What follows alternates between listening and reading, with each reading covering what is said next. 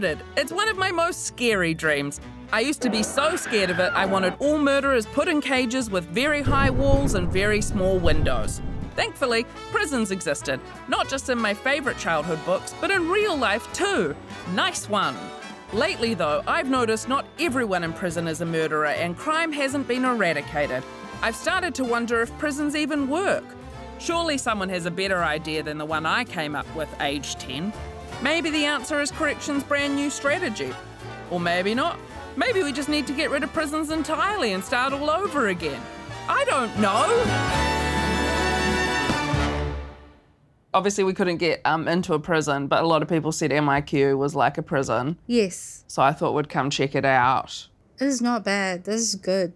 Do you feel like the comparison between MIQ and prison is a little bit in bad taste? Oh, definitely. But I don't know to who. Okay.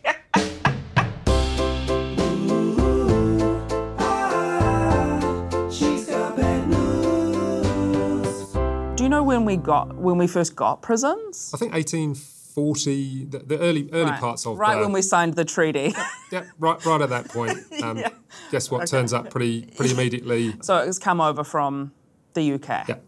Okay, and that's why you were now running it for us. I don't think it is not the reason, but yeah, it's important for us to understand that we're operating within a Aotearoa context. So Māori didn't lock each other up to solve social problems. What was the system of justice? Yeah, so mostly it looked like very long processes of dealing with the harm that people have done to each other and repairing those relationships. And sometimes getting back at them for what they've done wrong, but it was a way of humbling them and saying, what you did hurt everyone around you, not just you, not just the person you harmed, but all of us. And we've got to correct these relationships. Is that what utu was? Is that the right word? So utu is this concept that means reciprocation. Positive and negative, right? Yeah, right. But it would mean bringing those relationships back into balance, that we can still live together. Yeah, okay. The problem is that prisons don't try to restore those social relationships. Actually, they destroy those relationships permanently by tearing people out of the communities that they've harmed, making utu impossible. I mean, Pākehā really fucked this up, didn't they? I'm just saying that we were hanging out on the beach, we were eating kina, and then a guy in a wig. We had a lot of reflecting to do, I think it'd be fair to say.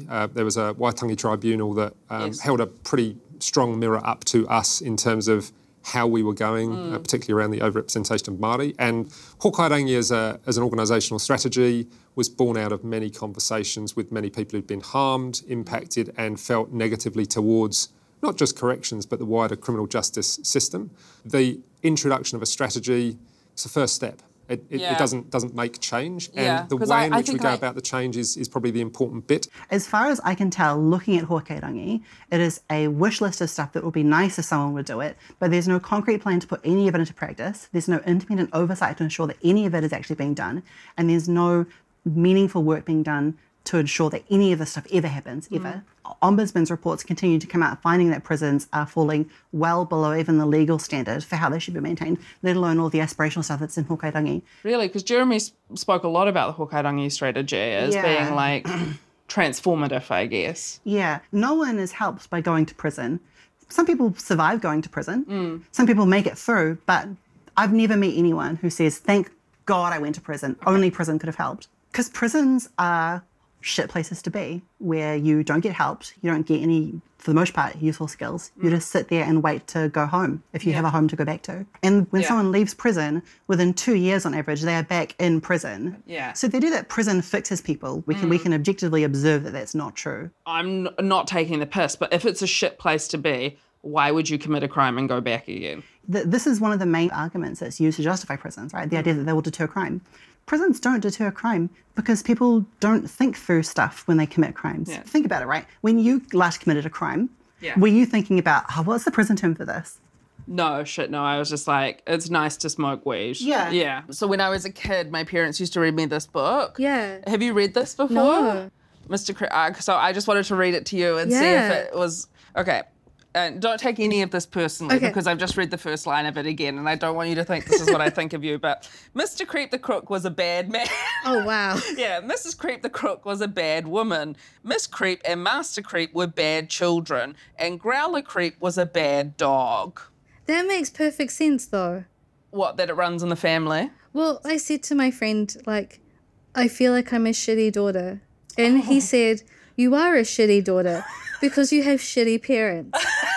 And I was like, that's actually what I needed to hear. Yeah, sometimes I'm a shitty daughter and I feel bad about that because I've got great parents. But, I mean, were the police from good families? I don't know. Like, what if they came from... Interesting, all the police are white. Yeah. What I've always been trying to get my head around is the logic behind if you commit a violent offence, then we will detain you in close proximity to a bunch of other people who have also committed violent offences. You should come out and see a special treatment unit at some point, because there's some incredible examples of absolute standout success of rehabilitating some of the most violent offenders. Yeah. It is termed a therapeutic community with expert support from psychologists, program facilitators and other community partners who come in and support the co-pupper of those units. And the results we're getting in terms of reducing the likelihood of reoffending absolutely or violent reoffending, those results are incredible. And that's around violent and aggressive people with similar attributes, having empathy and appreciation with each other and supporting each other to get better. Those are like beautiful words, right? Those are it's lovely to hear. Prison administrators have been saying precisely that for the entire existence of prisons. Yeah. Prison reform has been on the agenda since prisons were invented. It's part of what allows prisons to continue existing. So last week, corrections pumped pepper spray into someone's cell until they suffocated and died. I went to the tangi of a woman who corrections didn't let see a doctor until she was vomiting up chunks of her own cancerous stomach. I went to visit someone who was held in solitary confinement for 6 months, whose forehead had split open because she was banging it on the cell door for weeks. Fuck. Yeah, the worst imaginable shit happens in New Zealand's prisons. And because corrections only lets journalists speak to specific people who they've chosen, because they have relatively okay stories to tell, means that these things just don't get out. Fuck. We have been reforming prisons this whole time. Yeah. This is what a reformed prison looks like. Fuck. Yeah. Okay. Is there something the government could do tomorrow that would have a massive impact? Kelvin Davis could issue a ministerial directive banning the use of solitary confinement and pepper spray. He could do that with the stroke of a pen and alleviate these really, really horrific conditions that people are being kept in. What are the levers that are pulling on him that stop him doing that? Pens are really heavy. Do you think it's too basic of me and kind of privileged of me to be like, get rid of prisons, they're bad? I don't think people are ready to accept that people who've done bad things are capable of being good people. It's really hard to convince people of that. Do you think you're a good person now? I think so, yeah. Did you think you were a good person then as well? Well, yeah, I thought I was too. And that's probably what a lot of people are doing when they go into prison, is they're thinking they're doing the right thing. Yeah. And in many cases, I think they are. They're providing for a family. Totally. It's amazing what you'll do when you're backed into a corner. Yeah, there's resilience in it. Yeah. So in some ways, I think that's one of the things that happened in prison, is it was really hard for me to see things as black and white. Is the fact that prisons exist just like a physical representation of essentially the shortcomings of our society and how it's currently structured? Be one way to frame it. I mean, I am an optimist but realist at the moment, and I think within our context today, they do unfortunately fulfil a critical role in ensuring that we are providing for victims and the wider public a sense of safety, because those with violent tendencies that haven't been addressed, there is a safe place for them to be held, to then be able to get back into society with a much lower likelihood that they'll do further harm to other victims. So I think we're not at a point where I can contemplate today a conversation about abolishing prisons. Yeah. I find that guys who make their living off of torture will find reasons to say that torture is a sad social necessity, right? The reality is that society could be different. We could make a different kind of society. The trend is that the less something looks like a prison, the better it works. Right. That tells us something about the value of prisons. Yeah. The less prison-y it is, the more effective it is. It just makes me think of like Scandinavian countries, you Scandos. know? Yeah, where maybe you go 9 to 5, or maybe there aren't like barbed wire fences, you know, you're there not voluntarily, but you could walk out, you know, like... So the Scandinavian countries are like people love to talk about Scandinavian prisons. Yeah. Right? They're like that because of prison abolitionists who got organised in the 60s and 70s and organised prisoners' unions who all went on strike throughout the country demanding better living conditions. Yeah, right. So the world could be made a better place when organised people get together and say, we need things to be different. Yeah. By saying we are prison abolitionists and our goal is the abolition of prisons, everything is a step on the path towards that. It's definitely a maximalist demand, right? We're saying that's the star, right? That's where we're headed to. But I also think there's nothing wrong with making maximalist demands, right? Whereas if you're saying, I'm a realist and my goal is to make some very reasonable policy changes, you end up getting bogged down very quickly. Yeah. I think people think when I'm not sure how to explain it, but people don't realise that you live with the crime. You're constantly reminded of it. You constantly think it, even if you're not.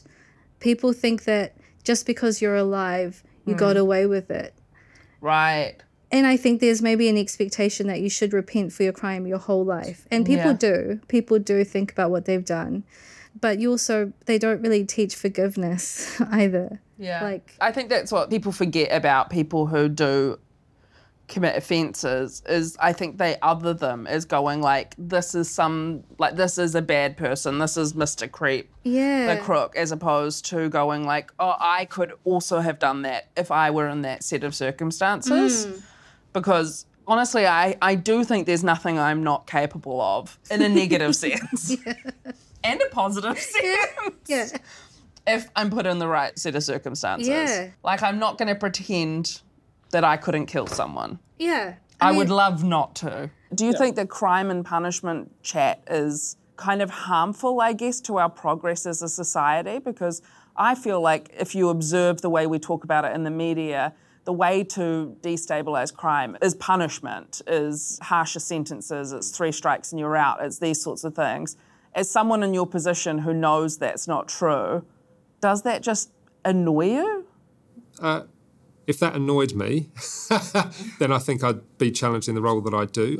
I have to have the ability to be able to consume that broad range of perspectives and views and then to try and support for New Zealand a path that is progressive, that does see the value of us making a difference. I mean, I think that's part of one of the tricky things about crime is that it's so emotive in terms of who's affected by it. And what have their experiences been? Exactly. But one of my frustrations is I feel like we do too much pandering to people who are emotionally affected by crime but not experts. I think we're getting the balance a little better, I would say. So there is an imbalance. I think to try and find a way to stifle, stop, inhibit people's perspectives from being shared, it's a pretty dangerous road. Not to stifle or stop them, but to relegate them to how important that voice is in the conversation, I guess. We're at time. Okay, cool. I just have one more question. Can we have a safe society without prisons? Ultimately, I have to say yes. Yeah. Okay. But I think today we're a long way from it. Yeah. But there's a chance. Yeah. So we have an enormous population in this country of people who are really, really poor. We have massive income inequality. Yeah. Housing, as everyone in the country knows now, is becoming increasingly inaccessible. Yeah. And we don't fix any of these problems. We don't build state housing. We don't have a state jobs program. We don't do any of the stuff that would make life livable for these people. But when they act like someone whose life is miserable, we put them in prison.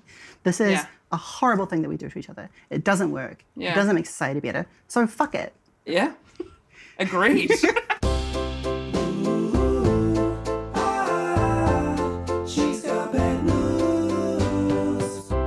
Basically, it ends with them all getting jobs. Yeah, that's unrealistic. Yeah, you simply must become a comedian after being in prison. It's the only option.